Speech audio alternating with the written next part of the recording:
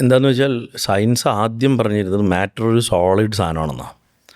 പക്ഷേ കൂടുതൽ പഠനങ്ങൾ വന്നപ്പോൾ ഒരു കാര്യം മനസ്സിലായി, ഇതൊരു സോളിഡായിട്ട് ഇങ്ങനെ ഒറ്റയ്ക്കൊറ്റയ്ക്ക് നിൽക്കുന്ന കട്ടകളെ പോലുള്ള സാധനങ്ങളല്ല.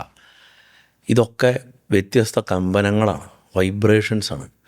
ഡീപ്പർ ലെവൽ പോകുന്തോറും ഇതൊക്കെ കമ്പനങ്ങളാണ്.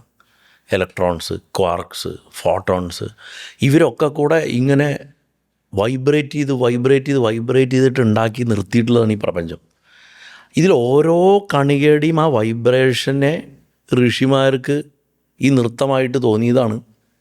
കാരണം പ്രപഞ്ചത്തിൽ എവിടെയും ഈ വൈബ്രേഷനാണ്, ഓരോതരം വൈബ്രേഷൻസ്. നമ്മൾ സ്റ്റില്ലാണെന്ന് വിചാരിക്കുന്ന ഒരു വസ്തുവിൽ പോലും ക്ലോസ് ആയിട്ട് പോയി നോക്കിയാൽ, ഡീപ്പറായി പോയി നോക്കിക്കഴിഞ്ഞാൽ അവിടെ വലിയൊരു മോഷൻ്റെ ഒരു മഹാലോകം നമുക്കവിടെ കാണാൻ സാധിക്കും.